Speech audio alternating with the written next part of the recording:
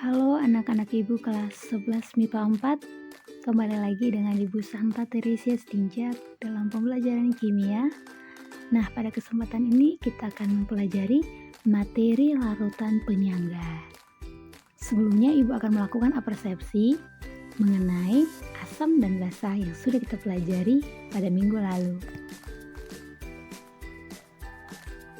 Nah, di sini kalian dapat melihat ada gambar asam dan gambar obat-obatan. Masih ingatkah kamu contoh senyawa asam kuat dan lemah? Atau senyawa basa kuat dan basa lemah? Ayo anak-anak, coba sebutkan beberapa contoh dari senyawa-senyawa tersebut. Nah, apabila anak-anak sekalian sudah bisa menyebutkan contoh-contoh asam kuat dan lemah atau basa kuat dan lemah, maka anak-anak sekalian dapat melanjutkan pembelajaran ini dengan baik. Di sini Ibu menyajikan dua gambar. Yang pertama ada gambar sepeda motor, yang kedua ada gambar sebuah pohon. Nah, untuk yang pertama, gambar pertama, ada pertanyaan, mengapa motor itu dapat berdiri sendiri?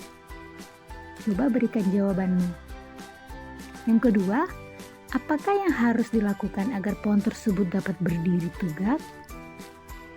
Anak-anak sekalian, coba sampaikan gagasan atau ide kalian secara terbuka. Dan hubungkanlah kedua permasalahan ini dengan topik materi kita pada hari ini.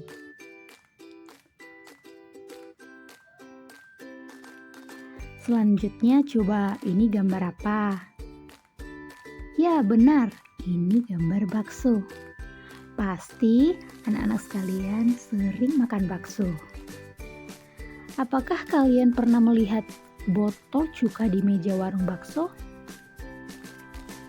Biasanya kalau makan bakso kita paling enak pakai air cuka. Nah, bagaimana dengan rasa cuka? Apakah asam, manis, ataukah asin? Lalu, apa hubungannya dengan gigi kita? Kita tahu bahwa gigi kita ini tersusun atas unsur kalsium, yang mana bersifat basa. Nah, asam dari cuka tentu dapat bereaksi dengan basa dan menyebabkan gigi kita menjadi kropos. Tetapi, mengapa hal tersebut tidak terjadi? Saat kita makan bakso, gigi kita terasa baik-baik saja, bukan? Mengapa hal itu dapat terjadi? Coba siapa yang bisa jawab?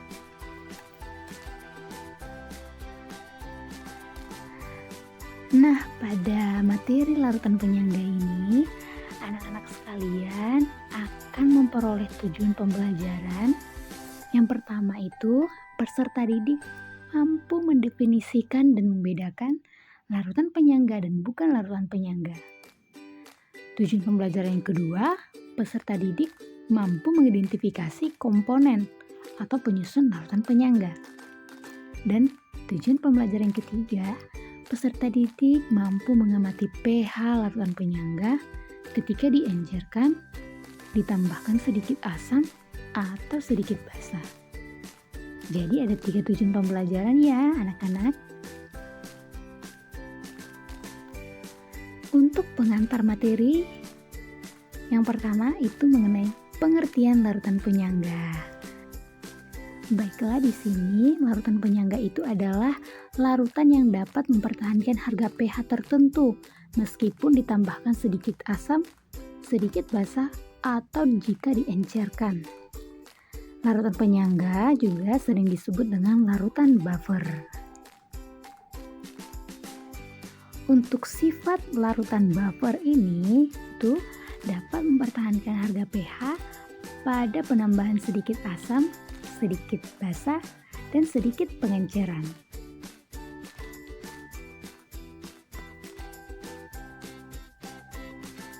Selanjutnya, untuk komponen penyusun larutan penyangga asam itu mengandung suatu asam lemah dan basa konjugasinya. Larutan ini dapat dibuat dengan dua cara, Yang pertama, mencampurkan asam lemahnya dengan garamnya. Contohnya CH3COOH ditambah CH3CONA.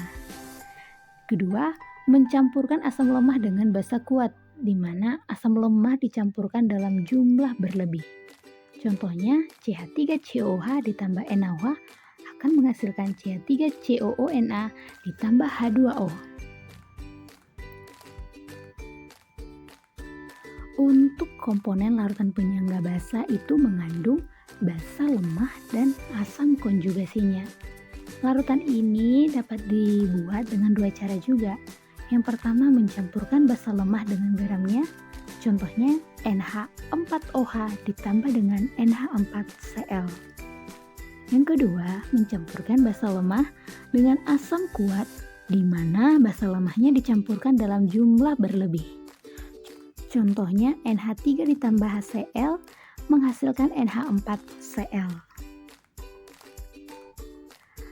Adapun rumus yang digunakan untuk menghitung pH larutan penyangga, anak-anak dapat melihat pada tabel yang sudah Ibu sajikan.